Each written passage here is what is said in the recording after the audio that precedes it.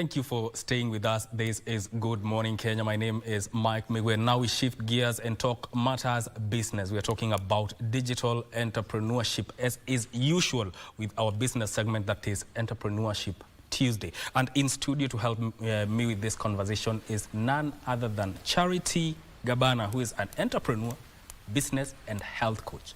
Karibu sana. Thank you so much, Mike, for having me. Thank you for making time. Now, let's delve into it right about now. Yeah. When we talk about digital entrepreneurship, what are we really talking about? We are talking about getting business in the digital space. Yeah, and doing business in the digital space. Doing business in the digital space. Yes. Are there things that a person who wants to get into digital business may consider? Yeah. There are a couple of things you need to consider. The first thing is, of course, have a product. You need to identify a product or a service that you want to get into the digital space, and then identify the target audience. Who are you targeting to buy your product or buy your service? Yes. So you just don't wake up one day and say, I'm a digital entrepreneur, I need to sell, without first... You need a plan. So it also means you need to do the normal market research, like if you're starting a normal traditional business. You Absolutely. treat it as a traditional business. Yes. You have to go through all those procedures, you know, find out exactly what business you're going to venture into, do all the necessary research, you know, in terms of market, in terms of your audience, in terms of where you want your product to get to, and then now identify the digital space that you want to market your product. Because the digital space is very wide. There are so many social media platforms that you can market your product. So you need to identify which one you're going to major on. Yes. Comparatively, traditional business and digital entrepreneurship, what makes the digital entrepreneurship stand out from the normal way of doing business? The normal way of doing business, obviously, you need a physical place. You need a physical place to operate from. But the digital space gives you, you know, the ability to operate remotely. That means you can do your business from home. You can do your business from a coffee shop. So it gives you that flexibility and also gives you a bigger avenue to reach out to a bigger audience rather than just, you know, depending on the traditional way of marketing your business or getting customers. You see, the traditional way, your shop is just situated in one place. So that means you'll be serving people around that area. But when your business is on the digital space, you have an audience of millions and millions of people to get access to your product or your service. There's the aspect of trust, because if you compare the traditional business, I come to your shop, I want to buy, let's say, a computer. We are operating on a one-on-one. You can see the product. I trust that we can talk about it and maybe talk about bargaining and all the things that are involved.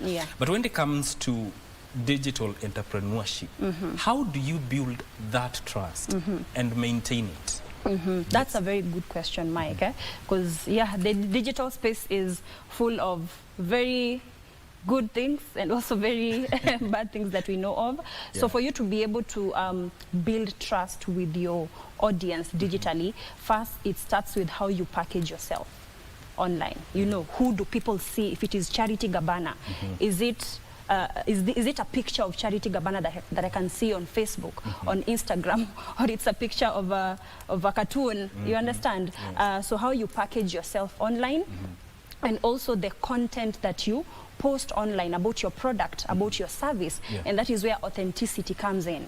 You have to be authentic. If it is your product that you're talking about, your people have to see you, your audience has to see you, they have to hear you talking about it, they have to see you taking pictures. So the authenticity bit plays a big role, and then consistency as well. Because people build trust on consistency. This person has been posting the product not once, not twice, not thrice, and they can see the activity going on. You know, you posting pictures, communicating with your clients, doing deliveries, you know, just having conversations with your clients, and you'll find that people will see you posting about your business today, tomorrow, and they'll buy 3 months later, they'll buy 3 weeks later, because they've been watching the consistency. And one thing I know about social media, people are watching. and they will go to that person whom they have built that trust with out of the information that they have seen them post on social media. So that makes you stand out and build that trust with the customers. The other thing, of course, is you know, being reliable. Being reliable to your customers. Like the minute somebody reaches out to you and says, Charity, I have seen you marketing 1 or 2 or 3 products on social media, you reply, you know, promptly and give them that information that they need, then it continues to build trust. Even if they don't buy that product from you immediately or that service from you immediately, eventually they will, because of how you had started that conversation with them. You understand? Yes. Yeah. Talk about, you're also an entrepreneur. Yes, I am. Talk about the emerging trends that you have maybe seen or experienced in your journey as an online entrepreneur. All right. Emerging trends, you see, online, there's always something coming up every single day. There's a new way of taking pictures. There's a new way of recording videos. There's a new way of packaging your content. So when you are an online entrepreneur, you always have to be updated of what is happening, and social media itself will help you. So when you are updated, it becomes easier for you to package your content depending with the current trend, so that you're not outdated and people are no longer interested in what you're putting out there. Yes. Yeah. What would you say are some of your key highlights as far as digital entrepreneurship is concerned? Key highlights, one thing is people are very receptive right now. A lot of people have made peace with the fact that business is going online. So, you know, having gone out there and associated with many people and, you know, introduced them to the kind of business that I do, a lot of people are very receptive and ready to learn. Yes. Matters sustainability also come into the fore, because digital business is like a normal business, but still sustainability is key. How do you ensure long-term sustainability? That's a good question. I'll go back to what you had asked me before of building trust. Sustainability starts with trust. Building trust with your customers from the word go. Having an online presence and brand as well. And also, you know, having good reputation with your customer, having good customer care, because personally, most of my business is based on repeat business. And for these customers to come and buy again from me, that means my business is sustainable, right? For these customers to come and buy again from me, that means I had built trust with them from the beginning. And also authenticity plays a big role as well, to make sure that your business is sustainable and still stays, you know, to be heard and to be seen. We are living in a digital age, and especially this generation called Generation Z. They are looking for flexibility in terms of work. That is one of the factors that is contributing to the rise of the digital entrepreneurship. What other factors do you think are contributing to this surge? Repeat again the question. The factors that are contributing to the rise of digital entrepreneurship, especially in the younger generation. You have mentioned the younger generation wants comfort, right? So the digital space gives you an ability to work from anywhere, and also gives you a platform to reach out to as many people as you can. Because personally, as I mentioned earlier, I'm a health and wellness consultant, partnered with an international aloe vera company called Forever Living Products. So we distribute a wide range of products, and I can market my products in over 160 countries at the comfort of my home. And that is what young people want. You know, I want to be able to be comfortable. You see, like right now, the rains, you know, I don't have to worry about getting up very early in the morning, you know, commuting to work, whereas I can just sit down back at home, you know, press on 1 or 2 buttons and get things going. So there's the flexibility bit of it, and then there's the comfort bit of it as well, when it comes to now, when you appreciate now doing business in the traditional, the digital space. You are an online entrepreneur. What is your daily life been like in your job operations? What is it? How can get so comfortable at times, Yeah. and if you're not careful, you can lose the work-life balance. Yeah, because most of the time you find that 80% of the time I'm in the house. So if you don't learn how to strike that balance between your business or your online things going on and your personal life, it becomes a challenge. Yes. So for me, I have that balance of, I know this is the time that I need to post my business online. This is the time that I need to make calls to my clients, because sometimes online can bring a bridge between personal contact with people. And when it comes to business, personal contact with people is very, very important. Yeah. So it's for me, it's just striking that work balance and making sure that this is what I'll be doing in the morning, having my morning routine. Yeah, this is the time that I'll be posting my content online, packaging my content online.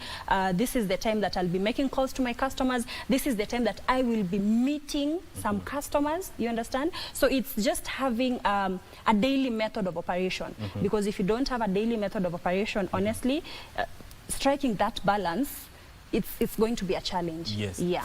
Let's talk matters licensing. Of course, businesses have to be registered. Absolutely. But now we are living in a space where almost everything is happening on the on the internet. Yeah. Does online entrepreneurship require licensing? It depends. I will not say yes, I will not say no. It depends with which business you've decided to venture in. Yeah. Like I'll talk more about what I do. Like me, the business that I do, it has already been licensed to operate in Kenya. It has already been licensed in over 160 countries. So the digital platforms that I'm using to market my products, they are free. Yeah, and some of them I have to pay for them. So there's the payment bit. You have to pay, you have to spend money for you to make money. Yeah, and then also there are other businesses now that require a license for you to operate. Like for example, the Airbnb business, you obviously have to have a license for you to operate online as an Airbnb host. Yes. So it depends with the business. Yes. But if you have a product, say like clothes, you have shoes, you have hair that you want to market online, you don't necessarily need a license.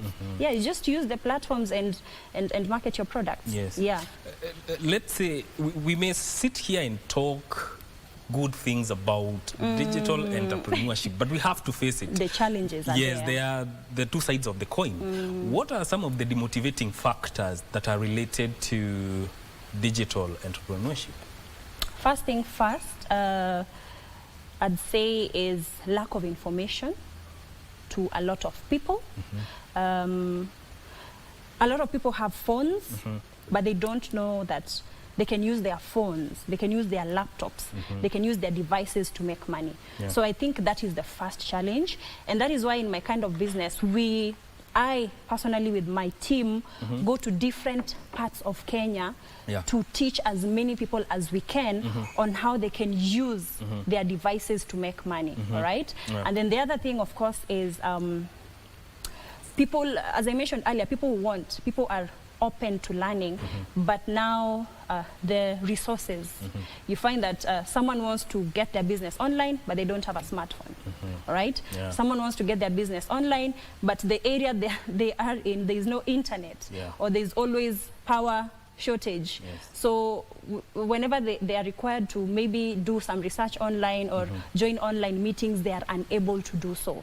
But those are challenges that we take care of. Every single day we try to work on them.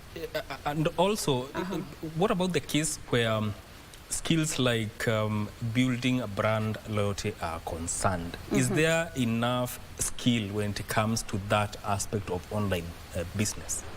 That's where we come in as experts to teach people, you know, on the right skills, on the right way of presenting yourself online. And from the previous show that was here, it was talked about right now tech is being taught in universities, right? So that means the government is taking an initiative to ensure that the young people, and not just young people alone, everyone is taught on these skills of, you know, how you can get your business online. Yeah.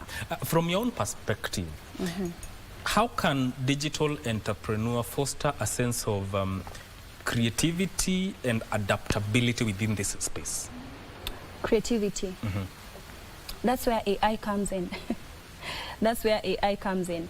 Sometimes I wake up in the morning and I'm not sure what to post. Yes. I'm not sure what content to post. I'm not sure what caption to use. But AI has made things so easy. Yes. So I think, you know, appreciate the fact that technology is making our things easy. So the creativity bit, honestly, nobody is born creative. Nobody is born creative. You just expose yourself to situations or spaces that make you think outside the box. By now making use of AI and also going through other people's information online. There's always a mentor. There's always someone doing what you're doing and doing it better. So follow them, you know, follow their information and try and see what you can get from this person, and incorporate in what you're doing. And you just mentioned about mentorship, and something clicked in my mind. Are there success factors that anyone who is in online business or in digital entrepreneurship that they need to thrive in the digital ecosystem?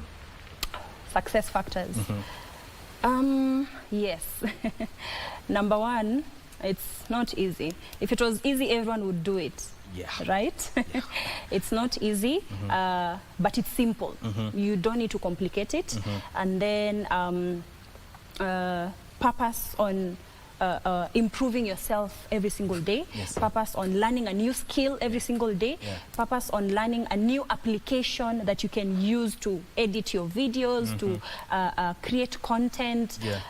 Also, some skills you'll actually learn while you are in the game, like consistency, persistency, you know, hard work. So yes, those are some factors, but some skills you get to learn when you are in the game. In terms of scalability, because if you're doing online business, let me use you an example. You are an online entrepreneur. Are there funding options that are available for a person who wants to scale their online business? Funding options. Yes, there are funding options. Banks give out loans. There are credit organizations that give out loans. So, and you can always borrow from someone. When you get a business idea and or someone introduces you to a business idea and they tell you you need 10,000, you need 20,000 Kenya shillings. People can look for money. It just depends with how urgent the situation is. So I wouldn't say to start your business because there is a funding option. No, you have that idea. Look for ways to make it happen. Even if you'll not be funded by the bank, you'll not find a way of getting that money because I know people can do it. Well, from your experience as an online entrepreneur, does it get monotonous? Waking up and doing the same thing, business from home, does it get monotonous? It gets monotonous when you don't have passion for it. When you have passion for it, it does not get monotonous. And as I mentioned earlier, strike that work balance. There is time for work. There is time for staying behind your, your laptop and your phone. There's time to hang out with your friends. There's time to hang out with your family. There's time for leisure activities.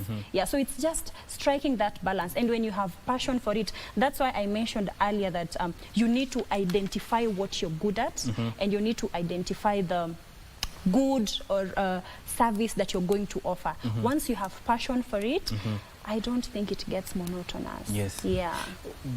How can, let's say, a person who has a normal business, traditional brick and mortar shop, how can they capitalize on social media as we come to a close and reach new customers? By being creative.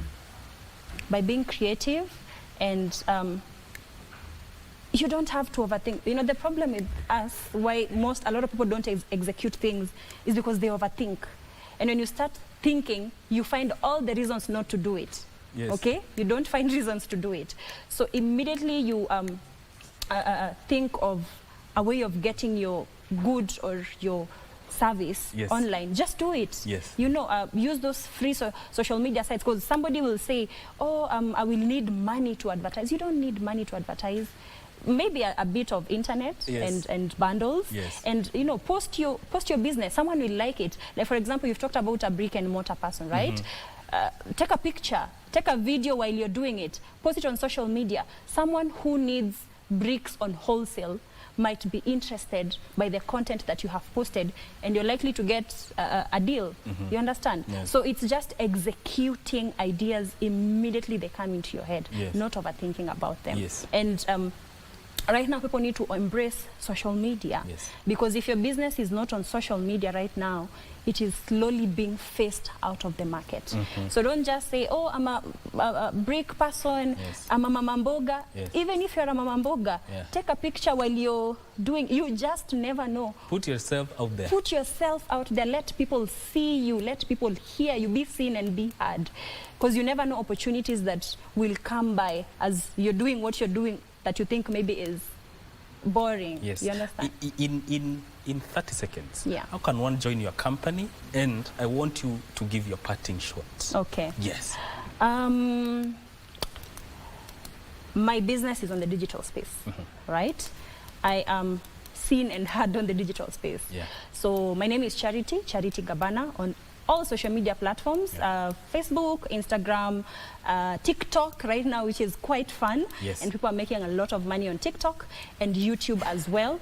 So reach out to me on the social media platforms. And joining my business is absolutely free.